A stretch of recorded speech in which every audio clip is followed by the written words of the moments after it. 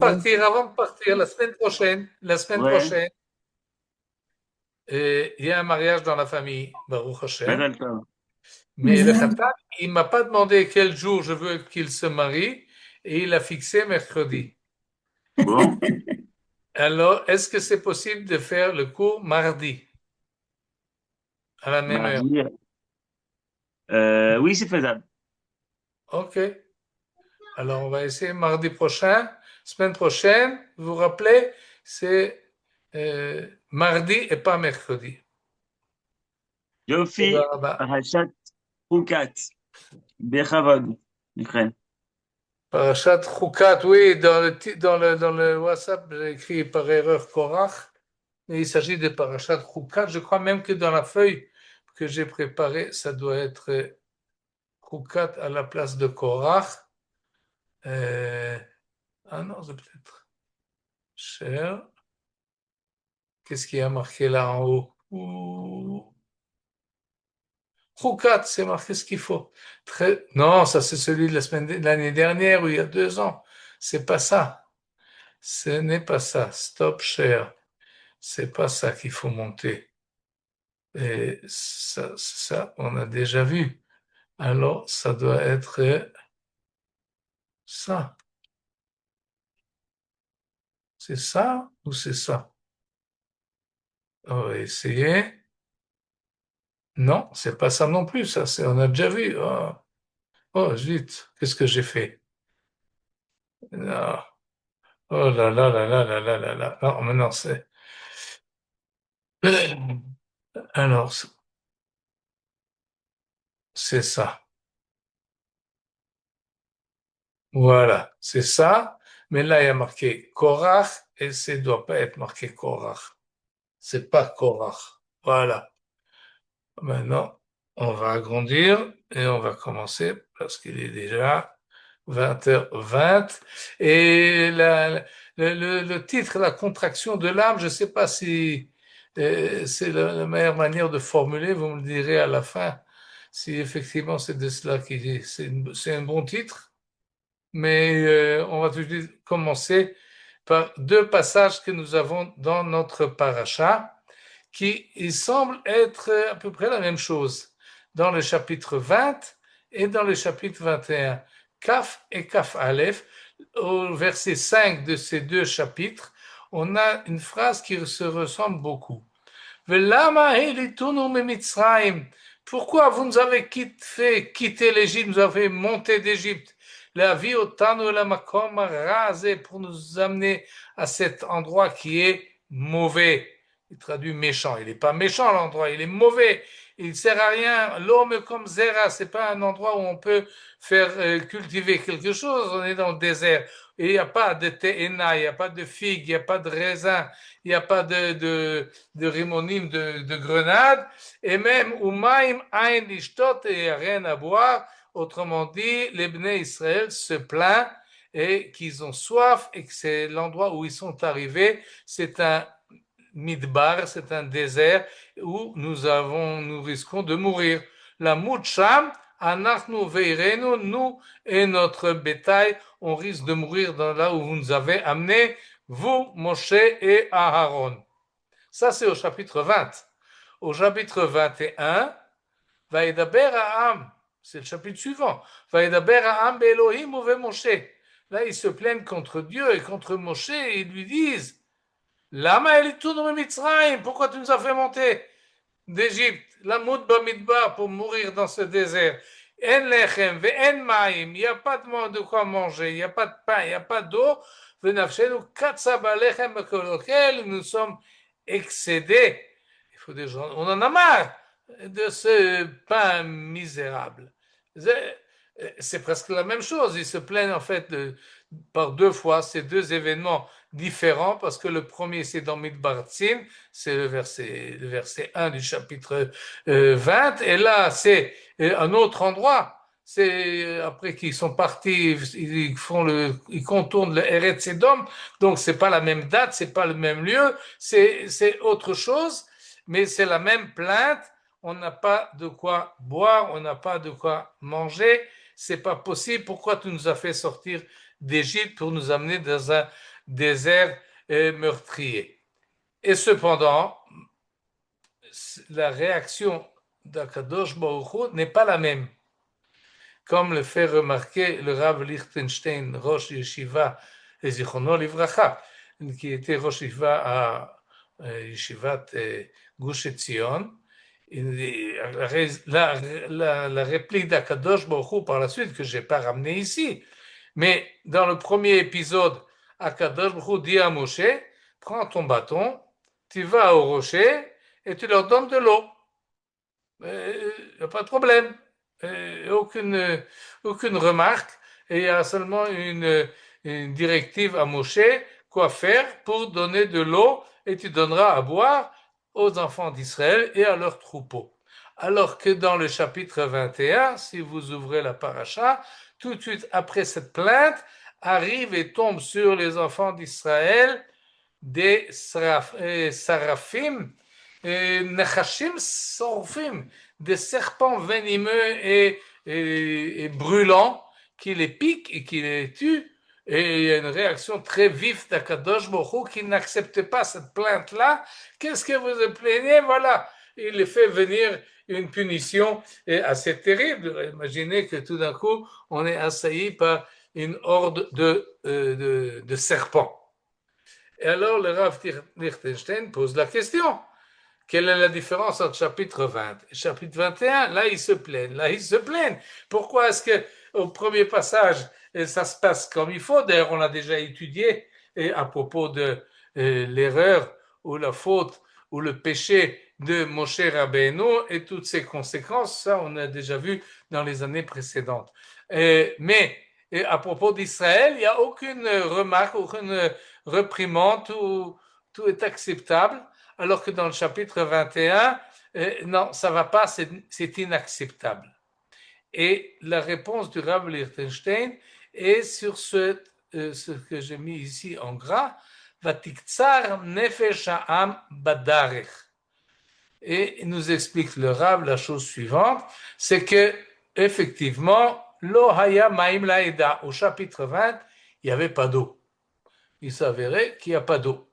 Eh bien, évidemment, quand il n'y a pas d'eau et on est dans le désert, alors on vient et on se plaint et on va mourir, on est assoiffé, on est à bout de souffle, on ne peut pas continuer de cette manière-là.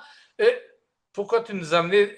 Donc, c'est une plainte justifiée parce qu'il n'y avait pas d'eau. Alors que dans le chapitre 21, aussi, il n'y a peut-être pas d'eau, mais ce n'est pas le problème.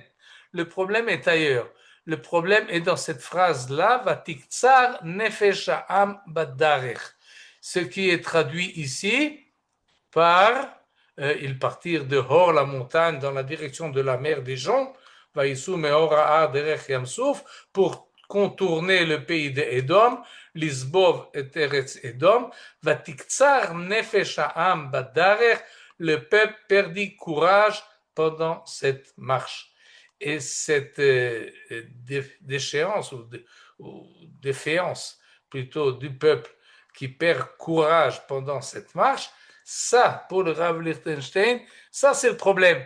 Un problème, c'est l'état d'âme, l'ambiance générale dans laquelle se trouvait le peuple qui avait, si on traduit littéralement, Vatiktsar nefesh ha'am, l'âme du peuple, c'est raccourci.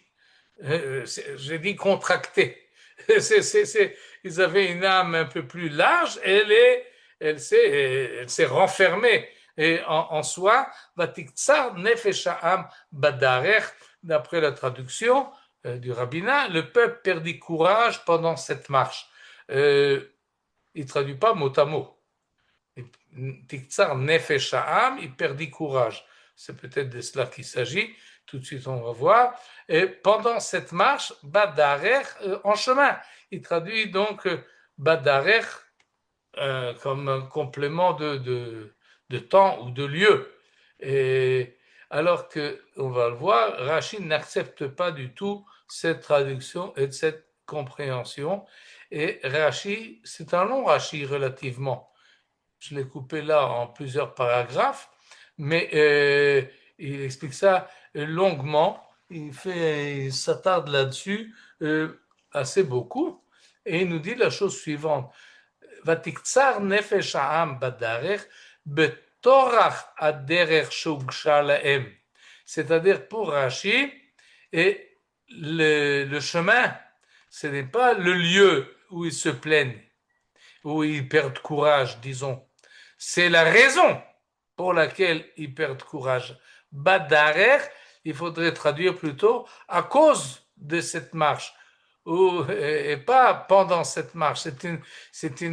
La raison, parce que le chemin était trop long ou le chemin était trop dur, et alors ils en avaient assez. Vatiktsar nefesham, leur âme, leur volonté s'est raccourcie. Et il y a là une perte, on peut dire perte de courage, mais c'est pas pour affronter la difficulté, ils étaient mollasses, ils se sont relâchés et ils ont faibli. Et faibli mentalement, c'est une faiblesse mentale qui attaque le peuple Badarech, à cause du chemin, nous dit Rashi. C'est pas comme Asher Karcha Baderech, si vous vous rappelez de Amalek, qui nous a attaqué en chemin. C'est pas en chemin, Vatiktsar Nefesham en chemin, mais Vatiktsar Nefesham à cause du chemin. Betorach Haderech, à cause de la difficulté du chemin, Shalem, qui était pour eux difficile. Qu'est-ce qui se passe tout d'un coup? Ça leur est difficile. Il faut savoir que dans le chapitre 21, d'ailleurs déjà dans le chapitre 20, nous sommes dans l'année 40 de la sortie d'Égypte. Parashat Chukat, c'est la limite. Avant Parashat Chukat, Parashat Korach, nous sommes encore dans les premières années, la deuxième année de la sortie d'Égypte, alors que après la vache rousse du début de la paracha, nous sommes déjà dans la 40e année, on se rapproche, on est presque en entrée en Eretz Israël, et là, tout d'un coup, ils en ont assez. Amro, ils ont dit, עכשיו היינו קרובים להיכנס לארץ, ואנו חוזרים לאחרינו, on retourne en arrière. Et pourquoi il retourne en arrière? C'est pas explicite là dans le texte. Oui, c'est marqué ici. Vaïsou mehorar derech yamsouf lisbov et eretz Edom. Ils doivent contourner maintenant le pays des Edom. Pourquoi? Parce qu'ils n'ont pas le droit de traverser.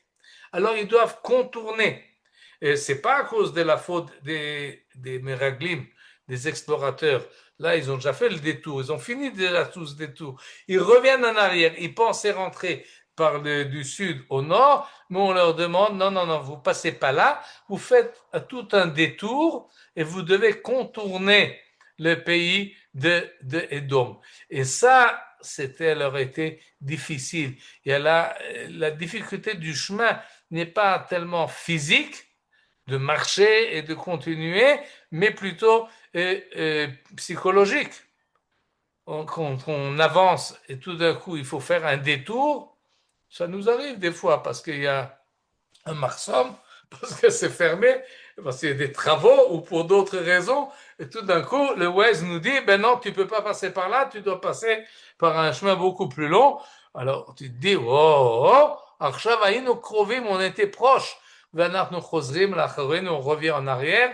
Ça nous rappelle ce qui est passé avec nos parents il y a 38 ans. Et ça, à cause de ça, on a fait tout le tour. Alors non, le fichach, katsran nafsham be'inui haderech. À cause de la difficulté et des difficultés, des problèmes, et comment dire, je sais pas, et des difficultés, disons, qu'il y avait en chemin, ils ont perdu courage, ils ont perdu leur enthousiasme et ils ne voulaient plus continuer. C'est pas possible. On a soif, mais c'est pas parce qu'ils avaient soif, et c'est parce qu'ils voulaient plus. Ils étaient en perte mentale, ils étaient démoralisés. Rashi ajoute une traduction en ancien français que j'ai pas réussi, même avec l'aide du livre de Moshe Katan, Zichrono Livracha, qui a pris tous les la'azim, tous les anciens mots en français rapportés par Rashi. Il a fait là-dessus tout un travail qui a surtout apporté à la langue française du médiéval, puisqu'il y a là une possibilité d'agrandir le vocabulaire et les connaissances du langage des Français à l'époque de Rachi. Et alors, Moshe Katan dit en cro l'or. Mais je ne sais pas de qu'est-ce qui. Je ne sais pas. Et si quelqu'un d'entre vous comprend mieux la chose, Adraba, mais on va continuer avec Rashi. Et Rashi s'applique par la suite, une fois qu'il nous a expliqué essentiellement le bête. Vatiktsaraam baderech, c'est pas en chemin, mais à cause du chemin, les difficultés qui s'est tout à coup agrandi et allongé. Et maintenant, il fait une remarque et qu'on ne peut pas traduire comme a traduit le rabbinat.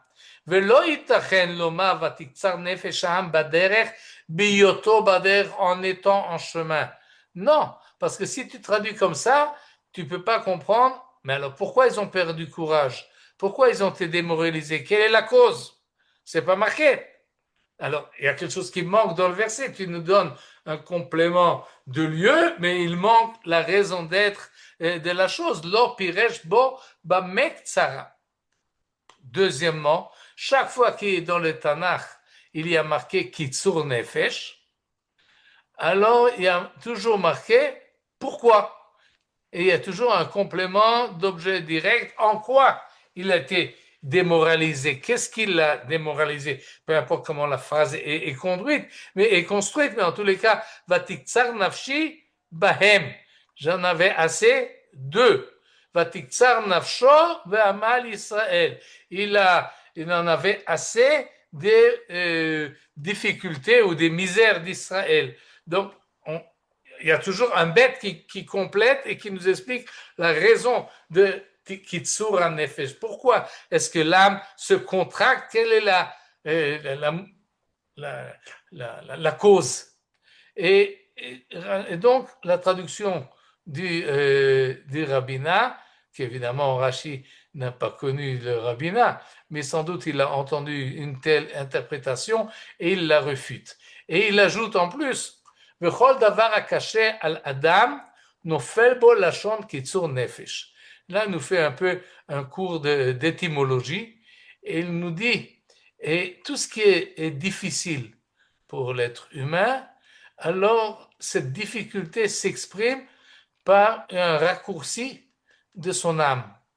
Quand on a une difficulté, alors psychologiquement, psychiquement, on a notre âme qui se contracte, qui n'a pas la force de supporter. Et notre âme est trop petite pour la gageure qui nous attend. כאדם שהטורח בא עליו, אין דעתו רחבה. Son esprit n'est pas assez large, il n'est pas assez large d'esprit, לקבל אותו דבר pour accepter la chose. C'est trop grand, c'est trop lourd pour lui. אין לו מקום בתוך ליבו, regardez l'expression de Rashi, il n'a pas de place dans son cœur pour y faire habiter Auto Hatzar, cette difficulté et ce malheur. Et j'ai pas de place dans mon cœur pour ce malheur. Alors, c'est comme si je ne peux pas contenir la chose. Je suis à l'étroit. Et alors, c'est pour ça qu'on dit Kitsur Nefesh. C'est évidemment imagé, mais ça exprime très bien l'impression ou le sentiment psychologique qui nous atteint. Ou bedavar hamatriach est la chose qui nous complique la vie, nous fait la chante godel. C'est une grande chose, c'est un grand malheur.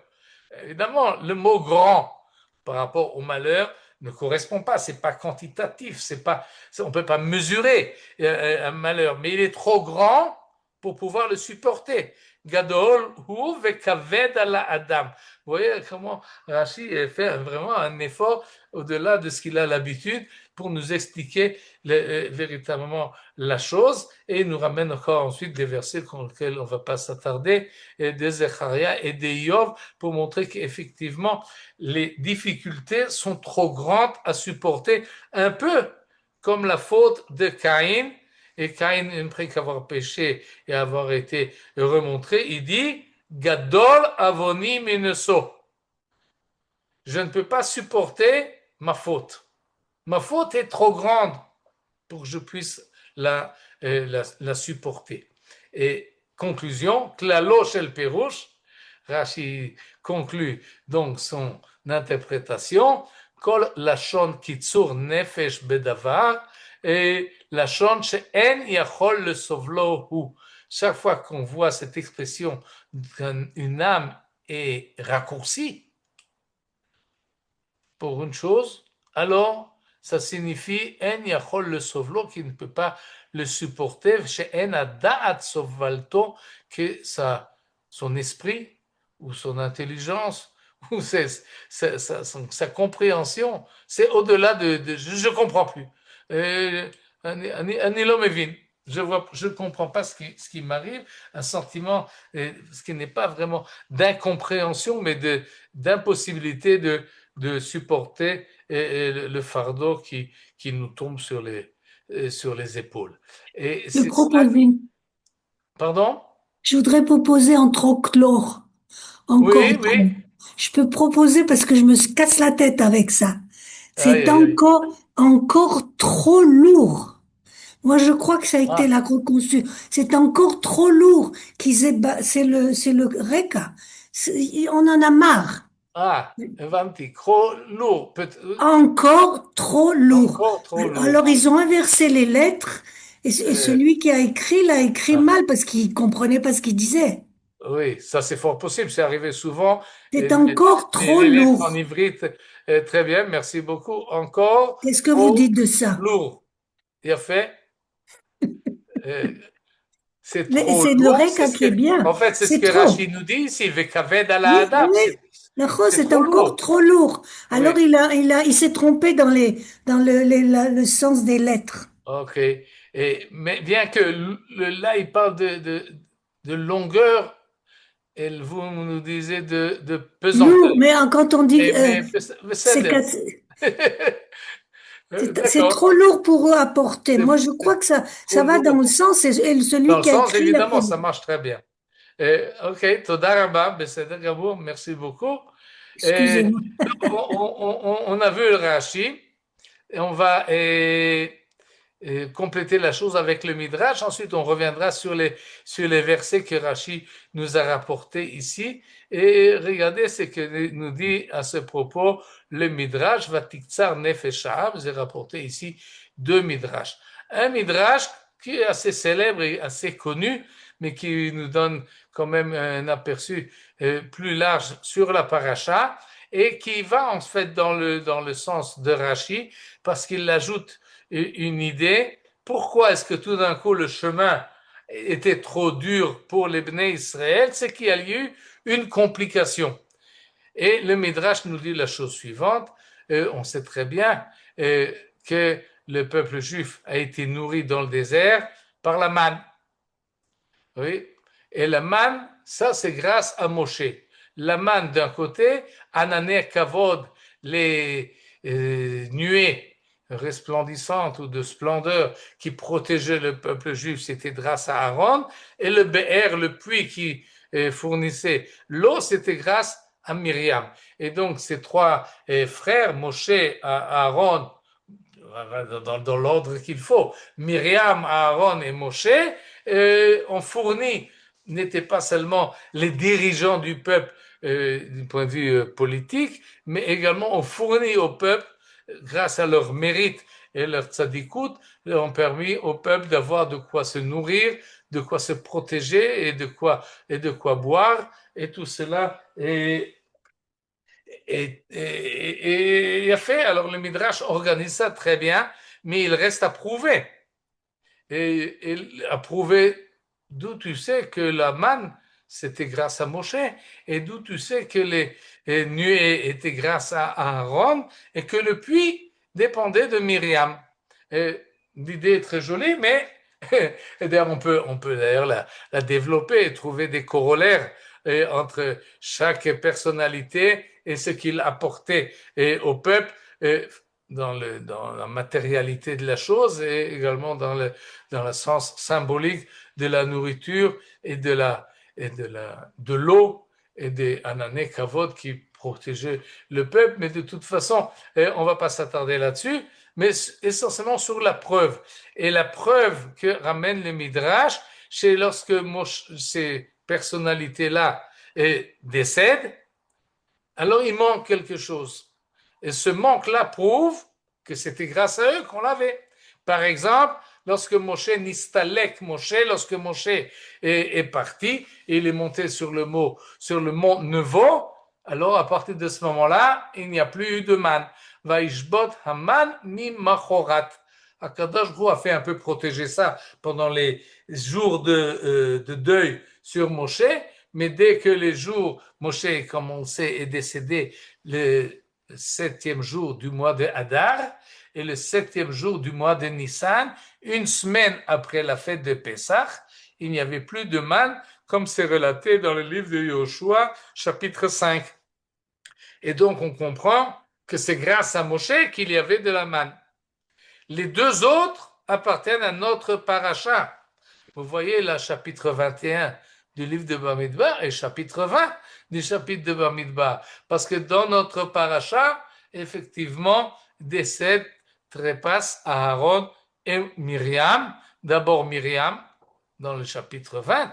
Vatamot sham Myriam, vatikaver sham.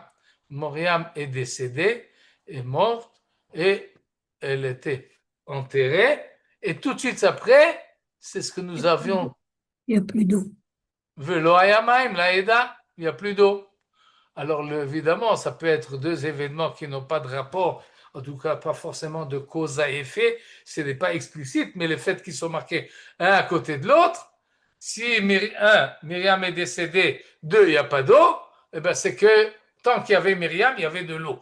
Et donc l'eau était grâce à Myriam, l'eau du Be'er, du puits qui était miraculeux, et ce puits-là, dans la suite de la paracha, et on en fait un chant d'éloge dont on a déjà parlé dans les années précédentes. Et donc, c'est grâce à Myriam que le peuple avait de l'eau. Et grâce à Aaron, au chapitre 21, une fois que Aaron est décédé, il y a marqué Vatiktsar nefesh ha'am baderech. Ce passage-là, oui, au verset 4 du chapitre 21, ils ont quitté Horahar. Horahar. Hor-Ahar, c'est la montagne où est enseveli et est décédé Aaron, comme c'est décrit dans notre paracha que Moshe annonce à Aaron. Tu vas mourir, viens, on va monter sur la montagne, tu montes avec ton fils et tu ne redescendras pas de la montagne. C'est une des cris de mort assez impressionnants que nous avons dans notre paracha. Et Aaron monte sur la montagne avec son fils, et la Torah nous décrit qu'il enlève ses habits de Kohanim et il les met sur l'habit son fils, et Vayamot Sham, et Aaron est décédé donc sur Hor-Ahar. Et tout de suite après qu'on nous dit que tout le peuple a pleuré pendant 30 jours, et bien maintenant on quitte Hor-Ahar et on continue, comme on l'a vu, il faut faire à ce moment-là un détour. Mais qu'est-ce qui se passe? Vatiktsar nefesh ha'am badarech. Les gens ne voulaient plus continuer à marcher. Qu'est-ce qui se passe? Pourquoi? Qu'est-ce qui vous manque? Pourquoi jusqu'à présent c'était plus facile que maintenant? Oui, parce que jusqu'à présent il y avait Aaron. Et alors, eh bien, grâce à Aaron, nous avions les anané à Kavod. On avait, grâce à lui, les nuées qui nous protégeaient et que d'après le Midrash, d'abord ça protégeait du soleil et ça protégeait et ça égalisait et le chemin, et tous les bêtes féroces qui voulaient se rapprocher étaient écartés, et donc il n'y avait pas de problème de continuer la marche. Mais à partir du moment où Aaron est décédé, eh ben c'est ça qui nous manque. Et comme nous dit ici le Midrash, Haïta Hashemesh kofachat alehem, le soleil leur tapait sur la tête, et donc Vatiktsar nefesham badarech, et donc ils ont eu plus de difficultés à avancer en chemin. Le chemin est devenu plus difficile. On pourrait ajouter que le fait que Myriam est décédée et Aaron est décédé, ça c'était la raison en soi de démoralisation du peuple. Ils avaient un sentiment que leur chef, et c'était parmi les trois, les plus aimés, les plus appréciés, oui, alors il y a quelque chose là qui nous manque et c'est plus difficile à continuer la marche sans Aaron et sans Myriam. Ce n'est pas ce que dit le Midrash, mais c'est peut-être ce qu'il suggère. En tous les cas, ça s'ajoute à ce que Rachid nous dit. C'est pas seulement parce qu'on doit faire maintenant un détour et on n'en a pas la force, mais parce que le chemin devient plus dur, parce que le soleil nous tape sur la tête et Aaron n'est plus avec nous. Et un deuxième midrash qui va un peu plus loin, et qui est un peu plus large et un peu plus fort, et il nous dit la chose suivante. C'est l'auteur de ce midrash rapporté dans le Yalkut Shimoni, c'est Rabbi. Rabbi, c'est Rabbi Yehuda Anassi, le rédacteur de la Mishnah, et il dit au nom d'Akadosh Baruch Hu, Amar Akadosh Baruch Hu. Akadosh Baruch Hu se dit à propos du peuple juif. Et tout d'un coup, Akadosh Baruch Hu parle ici en araméen. Touramanin bene touramanin hen. Ce sont des râleurs, des fils de râleurs. Et la suite du Midrash vient prouver que le fait de râler, de se plaindre parce qu'on a soif et parce qu'on en a marre, ça c'est déjà une tradition très ancienne, et ça date de longtemps, et ces râleurs-là, eh ben, ils continuent la tradition de leurs ancêtres. Où ça commence? Ça commence avec Adam Arishon. Ça, déjà, lui s'est plaint. Et nous dit à Kadosh Baruch Hu, Adam Arishon, à propos du premier homme, oui, moi j'ai fait des efforts, dit à Kadosh Baruch Hu, la première personne, j'ai fait des efforts de lui donner une aide, quelqu'un qui le soulage de sa solitude et qui pourra l'aider, et c'est lo ezer kenegdo. J'ai fait un effort pour lui apporter une femme. Et lui, qu'est-ce qu'il dit? Il se plaint.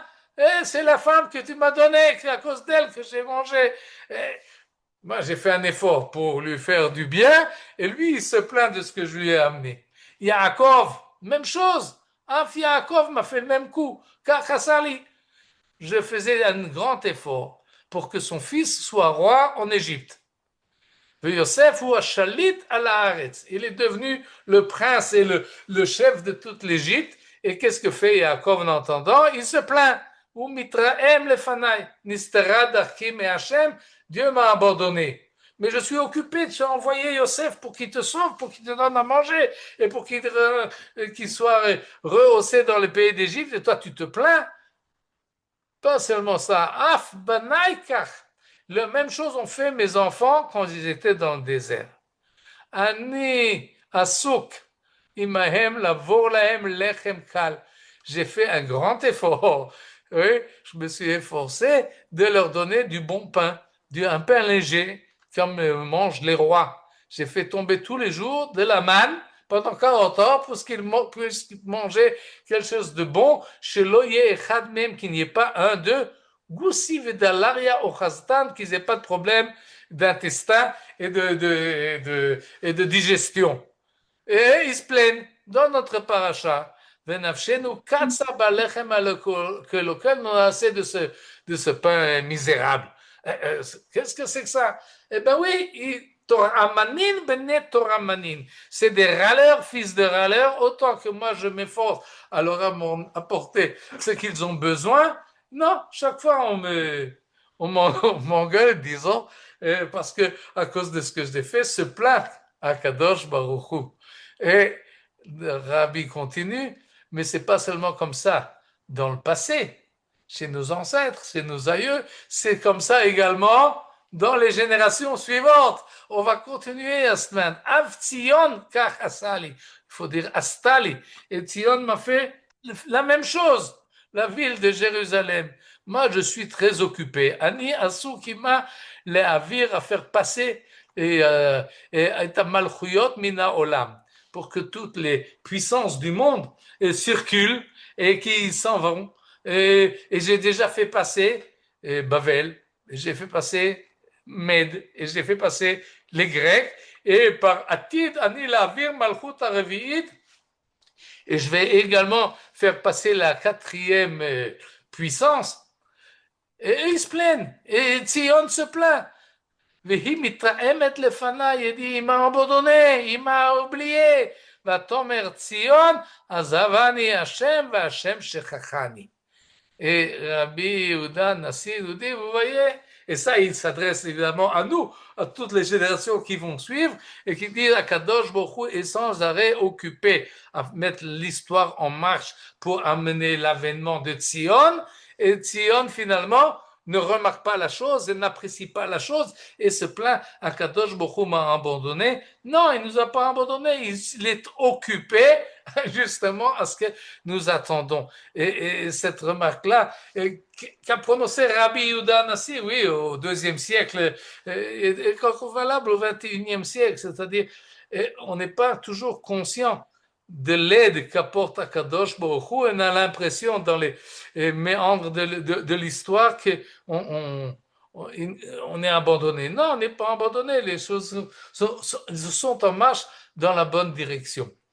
Qu'est-ce qui a amené Rabbi Yehuda Nassi à faire rejoindre ce qui se passe dans notre paracha, dans le désert, avec la Geoula et des derniers temps? C'est justement notre pasouk. On va remonter et relire le verset et regarder ce qui est marqué.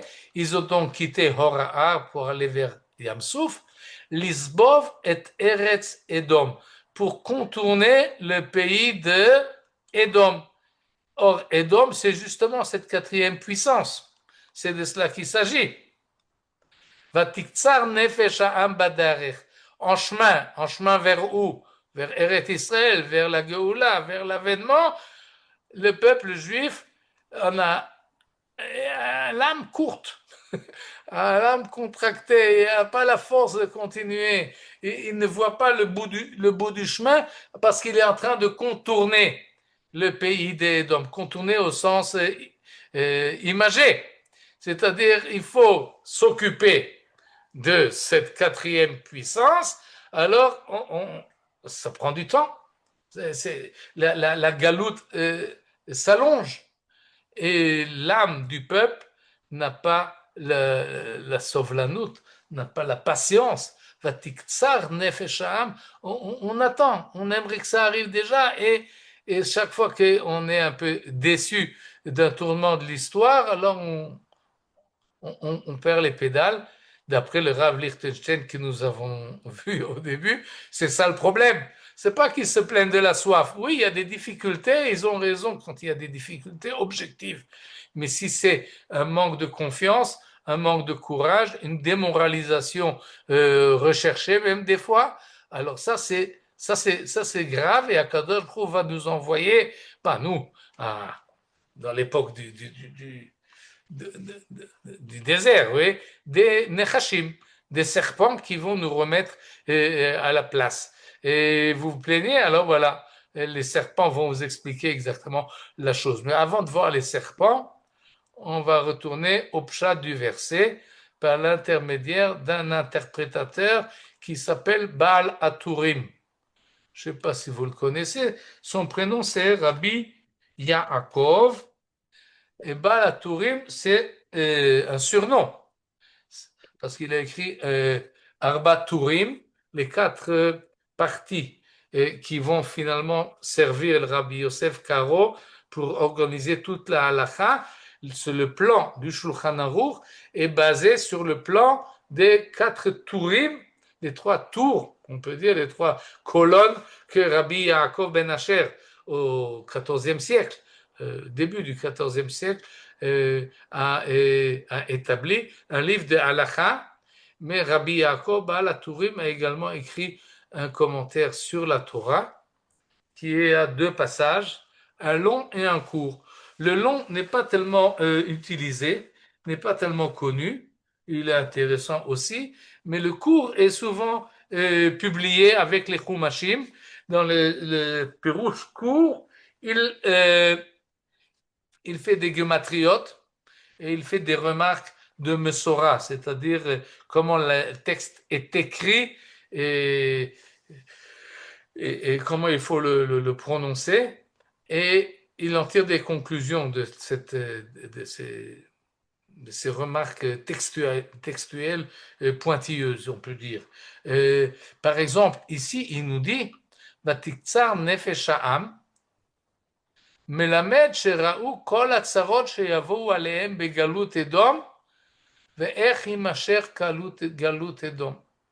Rabbi Yaakov Baal HaTurim, qui est né en Allemagne et qui est décédé en Espagne, il a fui l'Allemagne parce qu'il avait des problèmes au XIIIe siècle, oui, il était menacé, lui et son père, alors ils ont fui l'Allemagne, ils sont arrivés à Tolède, et là-bas il est devenu le grand rabbin et le possèque de l'endroit, et donc il y a des problèmes de galout Edom, ça il l'a vécu sur son dos, et il dit Vatiktsar nefesh ha'am, lorsqu'il parle il étudie notre paracha, il dit quand c'est marqué Vatiktsar nefesh ha'am, ça vient nous dire qu'ils ont vu tous les malheurs que vont subir ceux qui seront dans l'exil de Édom.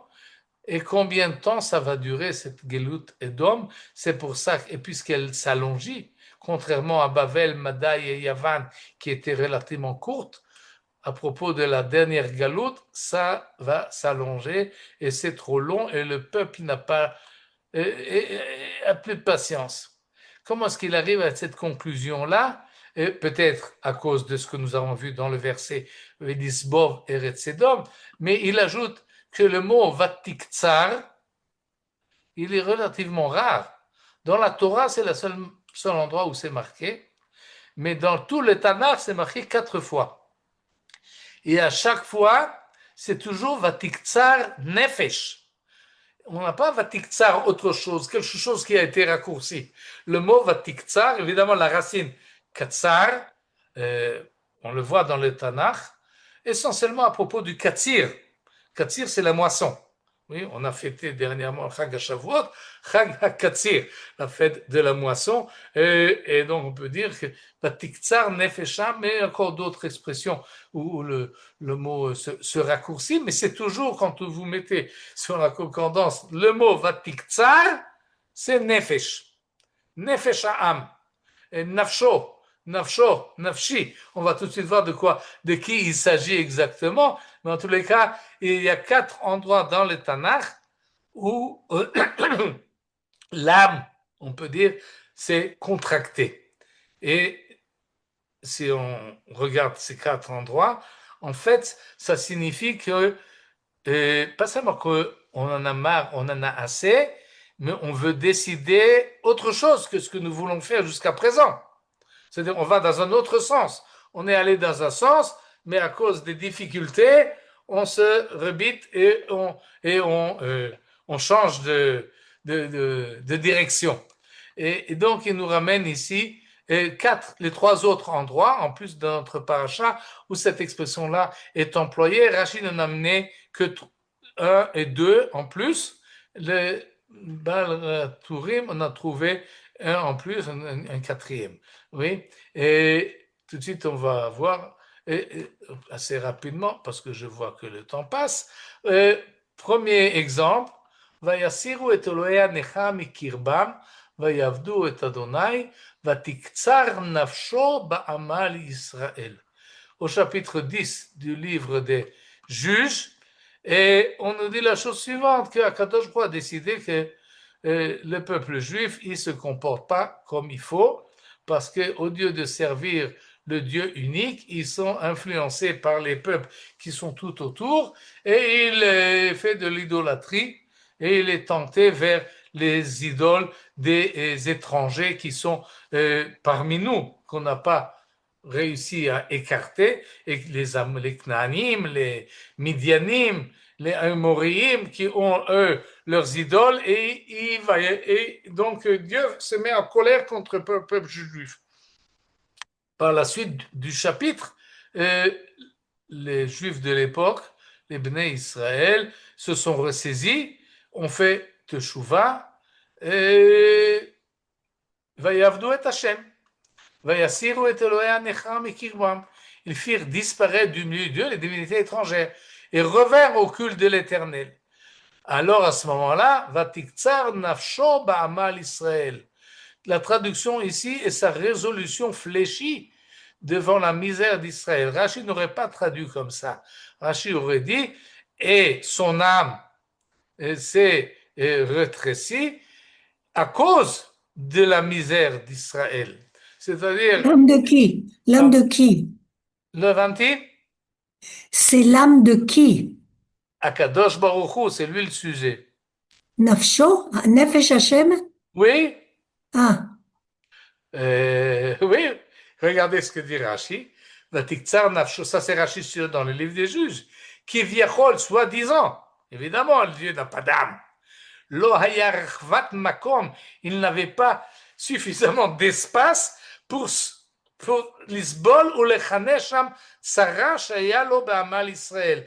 Étant donné qu'Akadosh a du mal à supporter la misère d'Israël, alors s'ils font des fautes, bah, alors il faut les punir. Mais s'ils font teshuvah, alors Akadosh n'a plus de place pour supporter la misère d'Israël. Alors il les sauve. Et c'est ce qui va se passer par la suite du chapitre. Mais votre remarque, et vous avez raison, il s'agit ici de l'âme d'Akadosh Baruch Hu, comme ça Rashi explique. pourquoi ils mettent pas de... Excusez-moi, pourquoi Oui. quand on tape, on met pas avec un grand S? Alors là, j'aurais compris. Sa résolution, c'est-à-dire celle de Dieu, en général, quand on parle de Dieu, on met un majuscule. Oui, Ça à aide. éternel I, ça aide effectivement. Je ne sais pas si ça c'est la traduction du rabbinat que j'ai fait. C'est drôle qu'ils mettent pas de En tout lettres cas, majuscules. mais Moi, j'ai en tout cas, l'impression qu'ils sont pas sûrs que ça soit celle de Dieu. non, non, non, c'est tout le contexte nous indique que c'est de cela qu'il s'agit. Et si vous avez du mal à concevoir que Akadosh Baruch Hu est une âme, alors je ferai deux remarques. La première, c'est celle du Rambam dans Moreh Nevuchim, qui dit que le mot nefesh a plusieurs interprétations. Ah, Et oui, des fois c'est l'âme, des fois c'est le sang, des fois c'est la personne d'une manière générale, Beshivim nefesh yardu mitzrayma, et des fois c'est autre chose, c'est la volonté. Comme il y a marqué, Im yesh nafshechem likbor et meti. Si vous voulez bien que j'ensevelisse mon mort, comme disait Abraham à Ephron. Im yesh et nafshechem. Si vous acceptez, si vous voulez bien.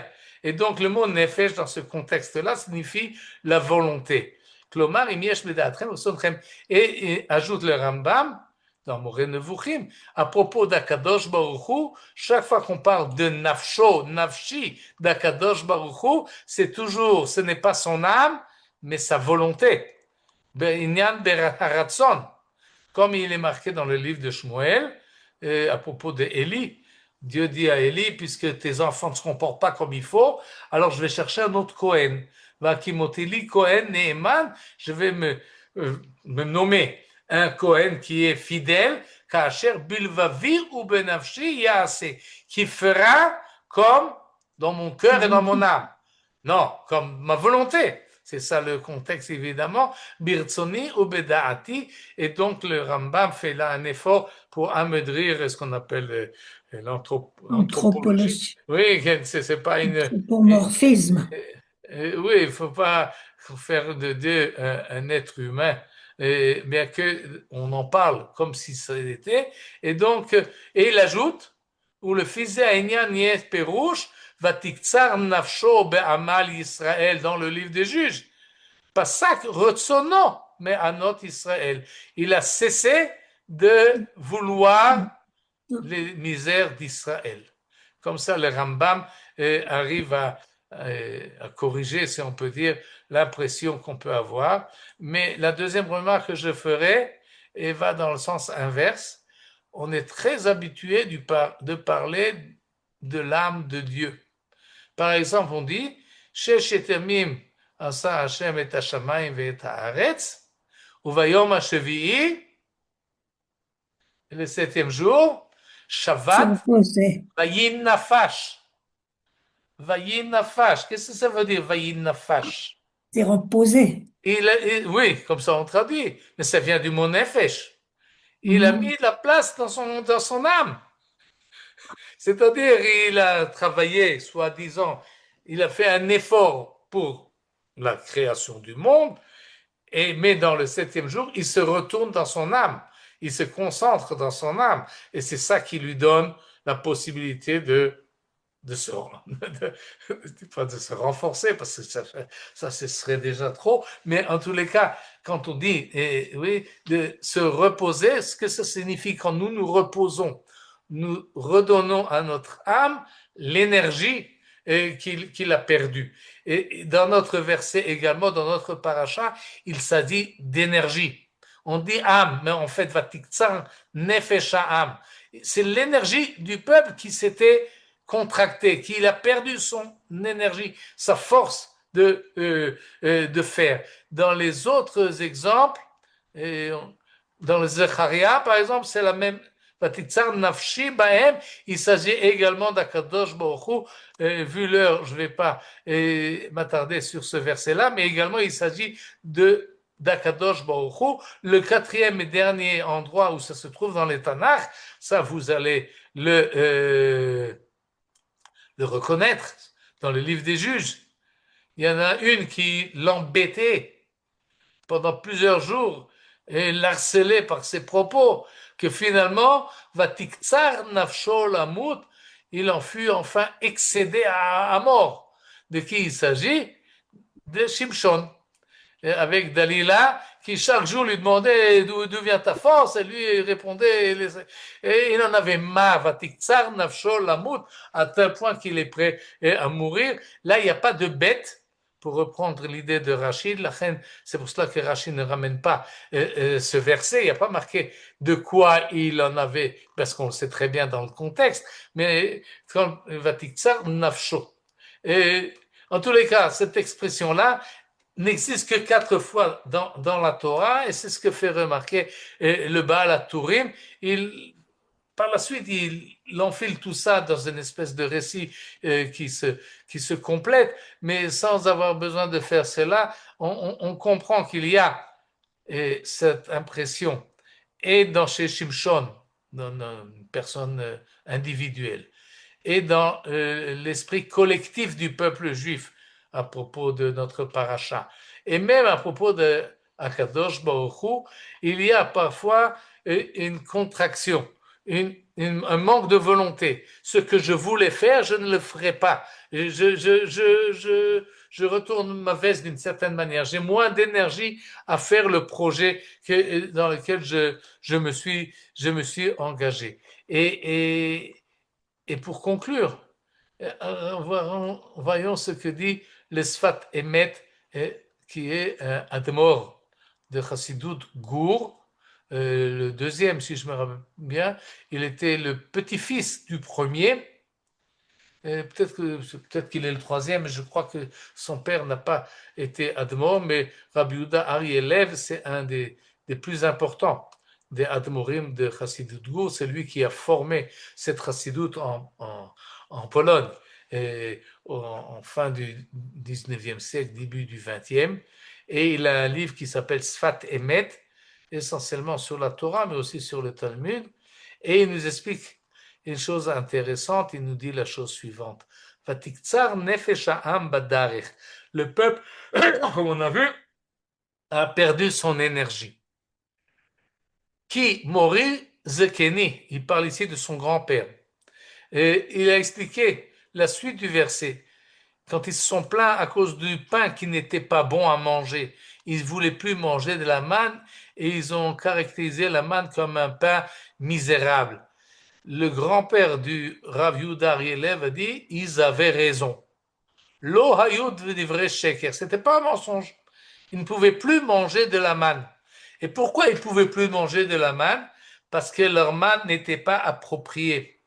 La manne, c'était pour ceux qui étaient dans le désert pendant 40 ans, ceux qui sont sortis d'Égypte. Ma'achal shemalachim ochlim, que pas seulement les rois, mais également les anges mangent. Et maintenant, ceux qui vont à partir de Horahar vers Eretz Israël, c'est la nouvelle génération, et eux, et c'est pas pour eux qu'a été fait la manne. V'iltril dor ba'e haaretz.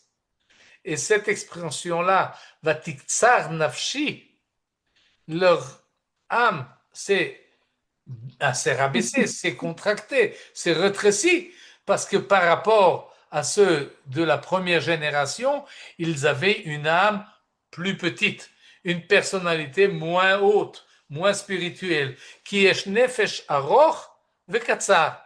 Il y a des âmes hautes, disons, et des âmes basses, comme le savent tous ceux qui comprennent quelque chose. Vedor Amidbar ayu le mala me'ateva. Cette première génération était au-delà de la nature, et donc les générations vont en descendant, ou behemet kach haseder shekol dor vador nitla beze beze. La génération suivante se pend ou dépend de la génération précédente. Et grâce au fait que la première génération était tellement sainte qu'ils arrivaient jusqu'au ciel et qu'ils mangeaient de la manne, alors il reste de toutes les générations qui vont suivre un résidu de cela, quelque chose auquel on peut s'accrocher. Et même les Dorot Achronim, et même les générations, les dernières générations, Yuchlu Liprakim pourront de temps en temps s'élever, l'horaire itlaavout, et avoir plus d'enthousiasme. Enthousiasme, c'est le contraire de tiktsar nefesh. Quand le nefesh est aroch, on est enthousiasmé, notre âme s'élève et s'élargit et peut supporter beaucoup de choses que lorsqu'on est démoralisé, on ne peut pas supporter. Et nous dit le Sfat Emet très joliment. C'est exactement ça, le rôle de l'histoire des serpents qui vont piquer. Mais il faut comprendre le serpent d'une autre manière. Vayomer Hashem el Moshe, ça c'est la suite. Ils se plaignent assez à cause des serpents et ils disent hey, Chatanu, on n'aurait pas dû parler comme ça à Kadosh Baruch Hu et à Moshe. Alors Hashem dit à Moshe, bon, alors fais assez le saraf. Littéralement, fais-toi un séraphin, un serpent. Vesimoto al nes, et mets-le sur un mât pour que tout le monde le voie et puisse vivre et avoir une antidote qui est contraire à la morsure du serpent. Mais l'explique le Admor Migour, Asel Saraf fait quelque chose qui brûle. C'est quelque chose, c'est l'énergie, c'est la volonté, c'est l'enthousiasme. Asel, c'est ce qu'on appelle en yiddish Brent. Donne quelque chose dans ton fort intérieur, une volonté forte, un enthousiasme brûlant. Je suis pour force vitale. Une force vitale, bediouk. Et mets-le al nes, et mets-le en haut. Autrement dit, tu dois réélever l'ensemble du peuple. Ils sont démoralisés, alors mets sur ton mât, sur ton drapeau, quelque chose qui les réveille, saraf. Il faut les brûler, il faut leur donner une conviction. Vaya kol anashuch, et tout celui qui risquerait d'être mordu, ra'aoto, verront cet enthousiasme, vachai, et pourra continuer à vivre. Et c'est ce qui est marqué, comme Moshekatu Basfarim, saraf, remez la hitlahavut. Hitlahavut, on traduit en français enthousiasme. Mais le mot hitlahavut, ça contient lahava. Lahava, c'est la flamme. Enflammé. Enflammé, bediou, c'est comme ça qu'il faudrait traduire. Et donc, c'est un saraf, mais un saraf pour qu'on soit enflammé. Et en fait, d'après le rabbi de Gour, d'après tous les chassidites, qui ont mis l'accent sur l'enthousiasme et la volonté de servir à Kadosh Baruch Hu. Et lorsque de temps en temps on est un peu démoralisé, alors il faut reprendre cette paracha et voir que depuis Adam Arishon en passant par notre paracha, cette démoralisation fait partie de l'histoire, mais qu'on n'oublie pas que finalement on peut continuer et il faut ramasser ses forces et avec beaucoup de vitalité, de conviction et d'enthousiasme, on va continuer à aller de l'avant et contourner le pays des Édom et arriver finalement à la Geoula, Bimera, Be'ameinu. Amen et Amen. Kol Tov. On est en route. On est en route, on est en route. Et plus on est en route, plus on est No proche problème. du but. תודה רבה, שבת שלום, תודה רבה. Shabbat תודה shalom, רבה, besorot tovot. יישר כוח. Kol Tov. Shalom, shalom. Alors la שלום semaine וברכה. prochaine, mardi, pas mercredi. Ils Sans nous doute donneront le Johan programme. l'annoncera dans le programme de la semaine. Il faudra le mettre dans le programme. Oui, je vais lui rappeler. Merci. Kol Tov, תודה Shabbat רבה. shalom. תודה שלום. רבה, יישר כוח. Shalom, shalom. שלום וברכה. Merci de suivre cette vidéo. Si vous appréciez, c'est le moment de faire un like en bas, de vous abonner à notre chaîne Lilmod et de partager. Et pourquoi pas même mettre un petit commentaire. Ça nous fait plaisir, ça nous soutient et ça nous permet de continuer à diffuser les enseignements de la Torah d'Eretz Israël.